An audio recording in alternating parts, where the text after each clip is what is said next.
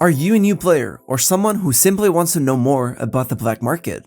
If that's the case, this is the right video for you, because today I'm going to show you exactly all the best ways you can use and abuse the system in order to make the most amount of money you've probably ever seen in your Albion game.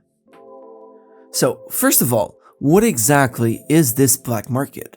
Well, as the name suggests, it's a market, of course, but it differs from the traditional markets you find in the royal cities.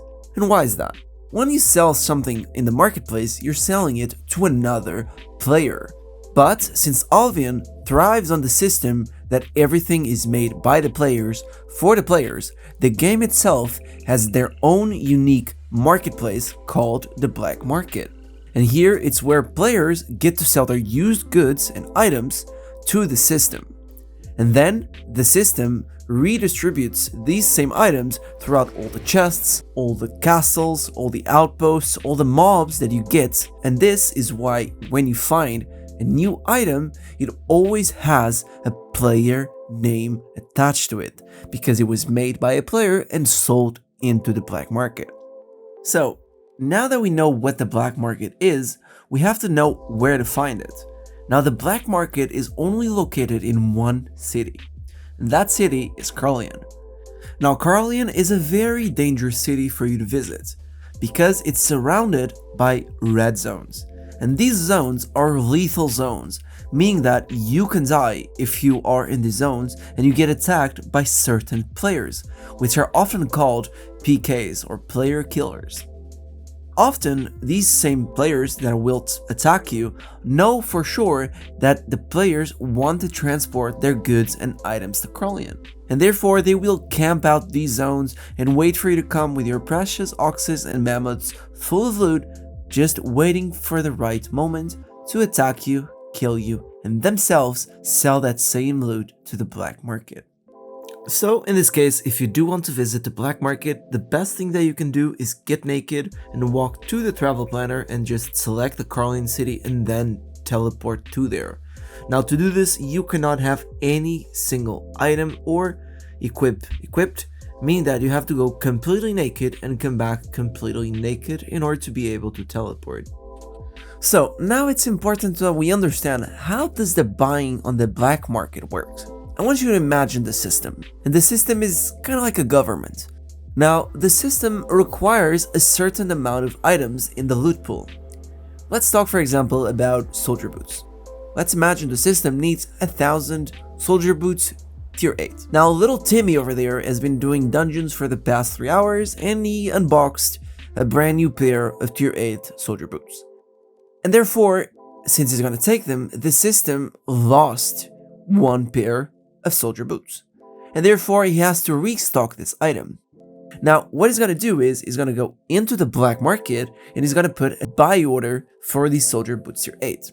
Now the thing is, the more time it passes and this buy order is not filled, the more the system will pay for the item. So it's going to start on a very low bid, and throughout the hours and the days it's going to keep rising and rising and rising if it doesn't get fulfilled. If no one sells this item to the black market and the price keeps rising and rising and rising, eventually the buy order is going to be very large, and often players will sell these items or even craft them specifically just to sell. Now, if that's not the case, what's bound to happen is the buy order is going to meet the sell order. And what do I mean by this? Well, there are two options when you're selling items on the black market.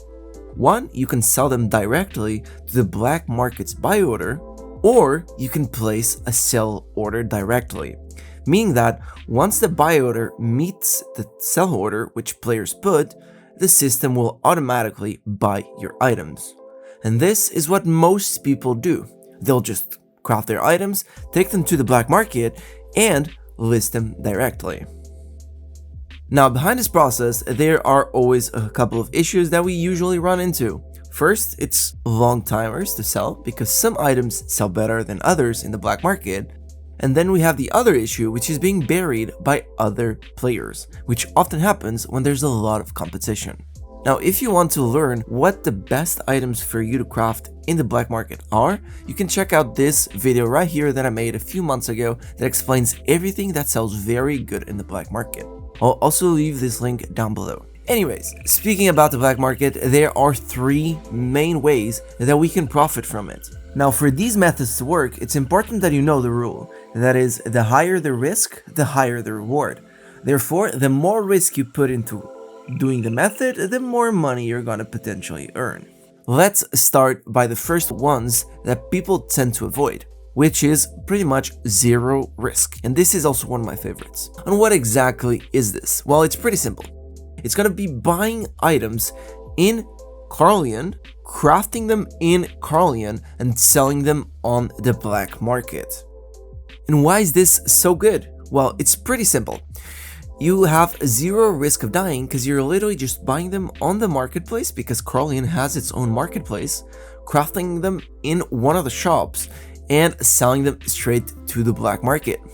Now, finding these items often can be a little bit tricky, but with a little bit of help, it can be doable. So, first things first, it's important to know that the black market does not show you how much the sell orders are going for, meaning that you really only know how much the buy order of the items is. Now, what is the issue with this? A lot of the times, the difference between the buy order and the sell order is quite large, meaning that you need to know not how much the black market is paying, but rather how much the other players are listing their items for. So, in order to actually see how much they're paying, it's very easy. You just have to get one physical copy of the item you want to search. So for this, I went very quickly to the marketplace and I bought a bunch of different helmets, which are the category that I wanted to craft, and I went straight into the black market and I started looking at values. Now, very quickly, I saw that Guardian helmets were clearly very inflated. And how did I know this? Well, it's pretty simple. If you see one item that has, for example, 8 bars for 4.6 thousand silver, and then another item which has the exact same composition as all helmets have, selling for 1,000 silver, that means that that item is clearly overvalued at 4,000 silver. So I really didn't need to do a lot of calculations to know right away it was gonna be a profitable item. So with that being said, I went back into the marketplace, now with a carry weight mount. In this case, I went with the ox, and I made myself some lovely Guardian helmets. Now, I used the cheapest shop possible, and it's important that you always do this because you end up saving a lot of money in taxes. And I made myself some helmets, and off to the black market I went. Now, here, you always want to put sell order and then put -1 silver. What does this do? This basically makes it so you are always going to be the priority when it comes down to the black market. Because if you put just sell order and you don't remove 1 silver, you are going to be put below the person that's originally selling that item, meaning that you don't want to do that. Now, often you'll find that the buy order and the sell order are very similar in value. And when this happens, you can just automatically sell on the buy order. Now, this is one of my favorite ways to do this because it's no risk, high reward, and it really comes down to the more you do it, the more money you're gonna make. Now, before you go and craft whatever item you decide you want to craft, it's important that you make sure that you are actually making money with this. That means you have to do the math if the item is worth crafting or not before you craft it, of course. Now, if you don't want to get the hassle of doing all the math yourself, what you can do is simply get one of my calculators over at my Patreon that does every single calculation that you will ever need for every single item in the game. And the best part, it's lifetime, so you buy it once and you never have to do math again in Albion. Now, the second method is a little bit different because it doesn't really involve a lot of crafting. It's more like a market flip, let's call it like this. And how exactly does it work? Now, we already know that the black market will buy items on a buy order. And there are certain items whose sell order are very, very high for absolutely no reason. So the black market price will keep rising and rising and rising. And often it gets inflated to even double the value. So what is really the secret here is seeing which items are inflated and if we can buy them from the marketplace and just move one very little step and go back to the black market and sell them. Now the hard part about doing this is finding the exact items where this works. Now to do this, it's usually very rough, but I actually recently discovered a very easy and intuitive way for you to find profitable items for you to do this and not having the extra hassle. So how exactly are we going to be doing this? Well, normally when you look into the black market, you're looking from bottom price to maximum price. So you always start on the items that are cheaper and you go for the ones that are expensive. So if we want to find the expensive items, the only thing that's reasonable for us to do is change this order. And instead of looking for the cheapest items first, we're going to be looking for the most expensive ones. Because only this way we can find which ones are inflated. So to do this, it's also important that we select the tier. Now it doesn't really matter what tier you're picking. I decided to go for 5.2s because they are usually items that are not that much crafted, and therefore I could very easily manipulate the marketplace. And very quickly I found out that broadswords 5.2 were really expensive. They were selling for 260,000 silver, and I already knew from previous experience, or even the calculators that I used, that it would cost me around 150,000 silver for me to make the same item. Therefore, it was a great purchase for me to do. And you know what I did? I checked the marketplace and voila, I could find the same exact broadswords for 160,000 silver, meaning that I could literally buy them, take them to the black market and make a quick 100,000 silver. Now since the market was inflated, I not only filled the buy order, but I also decided to put a bunch of them into sell order, buying the entire Carlion marketplace. And why is this so important for me to do? Because that means I won't have any competition unless 1, someone makes more broadswords, and 2, someone transports them into Carlion, which honestly should be even a couple of hours or a couple of days with the market solely for myself. And finally, the third way, which is probably the one I recommend the least, but it's also the most profitable one, which is buying or crafting items in the royal zones. And by royal zones or hideouts, I mean everything that is not Carlion, and then taking them to Carlion.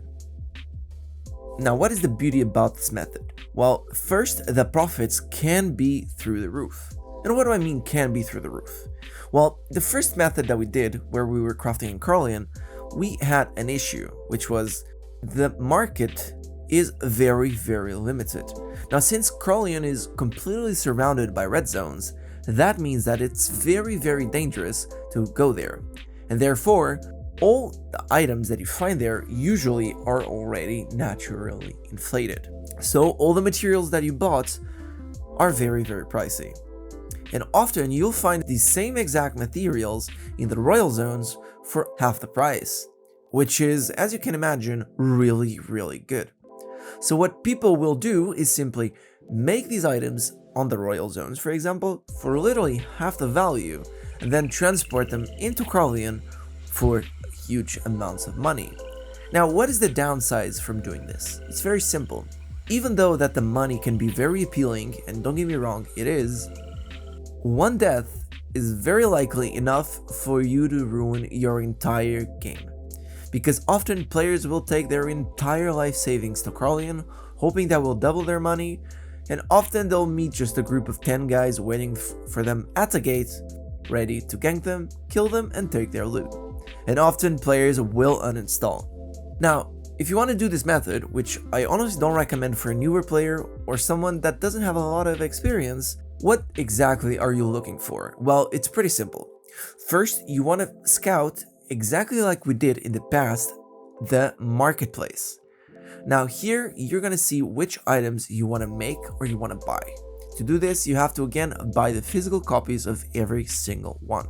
Then you're going to go to the city of your preference and you're going to craft the same items. And then you are going to have to transport them into Carlion through red zones. Now to do this, I recommend you doing it so on a very unsuspicious way.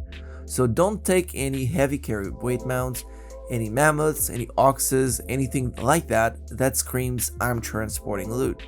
Go with the best possible normal set that you can find, so gankers try to avoid you or don't even think of you as a possible suspect. Now, what often players do is wait for the bandit event where transporting is a lot safer, because usually blobs will try to go for zones near Carlion.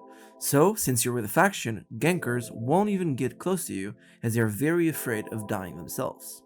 Anyways, that is it for me. Thank you so much for watching this video, and as usual, Nendys out.